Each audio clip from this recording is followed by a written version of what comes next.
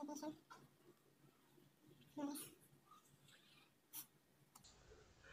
Students, आप लोग का एक बार फिर से बहुत दिनों के बाद रेनबो एजुकेशन इंग्लिश में बहुत बहुत स्वागत है। तो आज से हम लोग एक न्यू जर्नी को स्टार्ट करने जा रहे हैं। अभी का जो वीडियो का हम बात करेंगे, जो इंग्लिश प्लेटफॉर्म है, वो ना कि इंग्लिश ही, आपका क्लास 11th और 12th का मैथमेटिक्स पूरा सॉल्यूशन भी दिया जाएगा। और कोई भी प्रॉब्लम होता है तो आप लोग कमेंट करके पूछ सकते हैं। और टेलीग्राम चैनल का लिंक भी डिस्क्रिप्शन में दे देंगे, जिससे आप ज्वाइन करके वहाँ से भी नोट्स वगैरह का आनंद उठा सकते हैं और आसानी से समझ सकते हैं।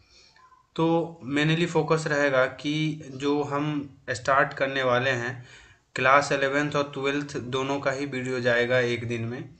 बट यहाँ बहुत सारे चैप्टर कंटेंट है, तो आज हम फिलहाल इस वीडियो के अंदर जो चैप्टर कंटेंट 11th क्लास का है, 11th मैथमेटिक्स का, वो हम एनसीईआरटी का बात करेंगे। वो किसका करेंगे? वो जो चैप्टर का कंटेंट है, उस चैप्टर के कंटेंट पे हम अगर बात करें तो इस चैप्टर के कंटेंट में ये आप लोग के स्क्रीन पे डिस्प्ले भी हो रहा होगा, तो देख सकते हैं आप यहाँ से। बट जो सबसे फर्स्ट वेरी फर्स्ट आता है, वो हमारा क्या आता है? Set theory. सेट थ्योरी आता है ना। तो सेट थ्योरी में भी बहुत इसके अंदर घुसेंगे हम, डीपली बात करेंगे। फिलहाल हम चैप्टर कंटेंट में जो सभी है हम बात कर लेते हैं। सेट थ्योरी जैसे ही पढ़ेंगे, उसके बाद आता है आप लोग का रिलेशन एंड फंक्शन। ये नाम से ही क्लियर है कि एक दूसरे के ऊपर मैप करेंगे हम, रिलेशन बनाएंगे। ठीक है। सेट थ्योरी पढ़ने के बाद बहुत ज़रूरी है सेट थ्योरी पढ़ना। तीसरे का अगर हम बात करें तो रिलेशन फंक्शन के बाद आता है बहुत ही ज़्यादा इम्पोर्टेंट, जो कि बहुत बड़ा नींव है, एक तरह से बोल सकते हैं पूरे मैथमेटिक्स 11th के लिए। और यही चीज़ अगर आपका बेस स्ट्रांग होता है, तभी जाकर के आप क्लास 12th में परफॉर्म अच्छा कर पाओगे, जो कि है ट्रिगोनोमेट्री।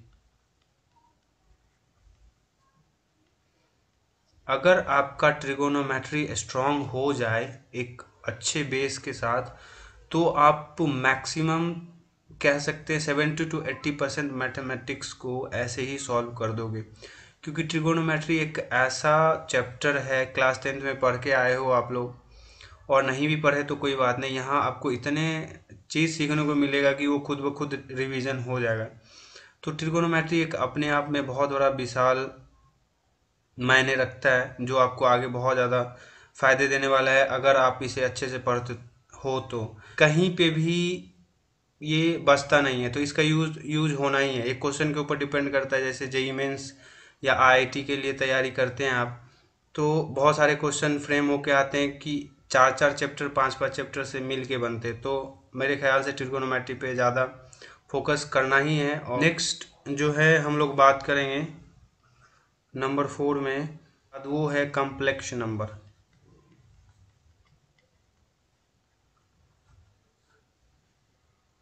कम्प्लेक्स नंबर हम लोग का फर्स्ट प्रायोरिटी रहेगा, जहां हम स्टार्ट करेंगे। फर्स्ट क्लास हम यही से कम्प्लेक्स नंबर से स्टार्ट करेंगे। और याद होगा आप लोगों को, जो क्लास 10th में आप लोगों ने छोड़ा था, जो डिस्क्रिमिनांट होता था डी, जिसे हम बोलते थे शॉर्ट फॉर्म में D=b² माइनस का 4ac। और ए और सी क्या होता था आप लोग को अच्छे से याद होगा। अगर नहीं याद है तो एक क्वाड्रेटिक इक्वेशन ले लेते हैं, मान लेते हैं x² माइनस प्लस ही ले लेते हैं bx+c=0। तो यहाँ से कोफिशिएंट कुछ नहीं है तो 1 डाल दिया हम, ये a हो गया और ये b है ही, और ये c जान सकते। तो इस तरीके से, तो हाँ, d की जो वैल्यू दो कंडीशन में आते थे, d=0 और d>0, तो सॉल्व करते थे। बट वही सॉल्यूशन एक कम्प्लेक्स नंबर में आ गया कि d, एक आप लोग देखते होंगे कि d<0 मतलब निगेटिव का चला जाए कुछ रूट के अंदर में। तो ये चीज़ को एडवांस करते हुए कम्प्लेक्स नंबर के तहत रखा गया है, और इसे हम आगे बहुत ही डिटेल्स में पढ़ेंगे। जब चैप्टर स्टार्ट करेंगे फर्स्ट में, तो वो फर्स्ट इसी से करेंगे, देखेंगे। नेक्स्ट उसके बाद जो है 5th में आपका लीनियर इनइक्वलिटीज, लीनियर। अब क्लास 10th में आप लोग लीनियर इक्वेशन पढ़े होंगे, यहाँ पे इनइक्वलिटीज पढ़ेंगे हम, जो कि साइन हम इजकल टू का देते हैं ना, इसी इसी को बोलते हैं साइन को इजकल टू। इनइक्वलिटीज का मतलब साथ ही साथ हम क्या करेंगे, ग्रेटर, लेस और इजकल टू, तीनों में दोनों का यूज करते हुए, जैसे ग्रेटर देन इक्वल टू का यूज करना तो ऐसे करते हैं हम लोग, लेस देन इक्वल टू का यूज करना है तो ऐसे करते हैं। ये सारा कुछ हम लोग आगे देखेंगे, जैसे जैसे चैप्टर हम लोग पढ़ेंगे देखते जाएंगे। नेक्स्ट अगर बात करें हम अगला चैप्टर का, तो आता है परमुटेशन एंड कॉम्बिनेशन।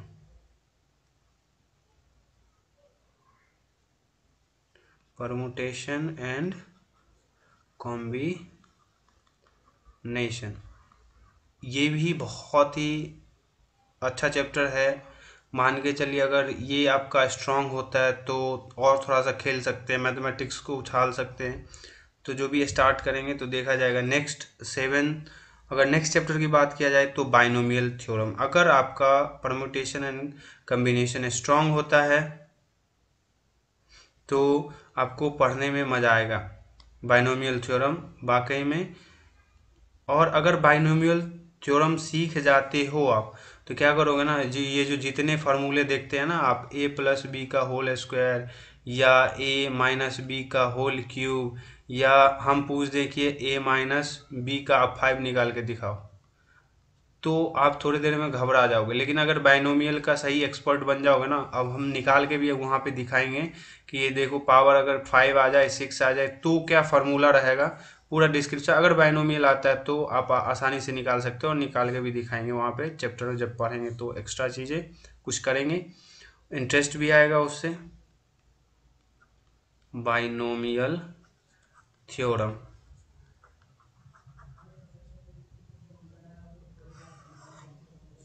नेक्स्ट की बात किया जाए तो मेरे पास रहेगा sequence and series, sequence and series. तो आप लोग क्लास 10 से अच्छे से पढ़ते आए हो, और जाहिर सी बात है 90% ऑफ स्टूडेंट का सीक्वेंस सीरीज अच्छा ही रहता है। जो आप टी टर्म पढ़े होंगे,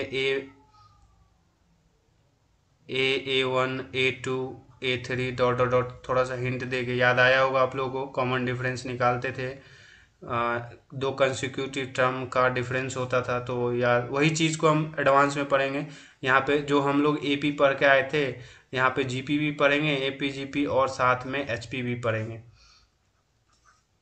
नेक्स्ट चैप्टर की बात किया जाए तो स्ट्रेट लाइन, स्ट्रेट लाइन एक कोनिक सेक्शन का पार्ट है, यहाँ से स्टार्ट हो जाता है, और ये भी स्ट्रॉन्ग रखना बहुत ही ज़्यादा ज़रूरी है, क्योंकि कॉनिक सेक्शन स्ट्रॉन्ग रहेंगे और ट्रिगोनोमेट्री तो आप बहुत ही आसानी से क्वेश्चन को उछाल सकते हो। कुछ चीज़ें जो पैटर्न में आता है वो आप रेगुलर प्रैक्टिस करने पे ही सीख जाओगे। बट नेक्स्ट चैप्टर की अगर बात किया जाए कॉनिक, तो यहाँ से स्ट्रेट लाइन से निकल के पूरा का पूरा हमने रख दिया कॉनिक सेक्शन नाम ही रख दिया, जिसमें हम हाइपरबोला पाराबोला पढ़ेंगे ग्राफ के जरिए, ठीक है, नीचे या मॉड एक्स का समथिंग जो भी ग्राफ है देखेंगे नेक्स्ट। फिर नेक्स्ट चैप्टर की बात करें तो हम पढ़ेंगे 3D, इंट्रोडक्शन टू 3D, जिसमें क्या होगा, एक्स कोऑर्डिनेट भी होगा, वाई कोऑर्डिनेट भी होगा और जेड कोऑर्डिनेट भी होगा। नेक्स्ट चैप्टर की बात करें तो आता है limit and derivative.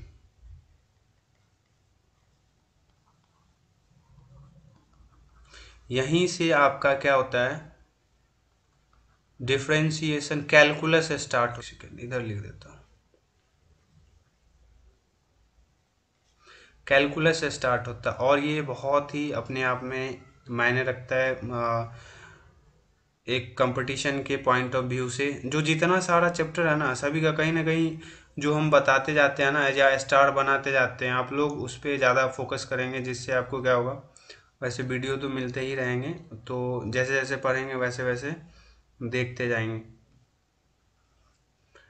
13। Next chapter की अगर बात करें तो हम पढ़ेंगे स्टैटिस्टिक्स,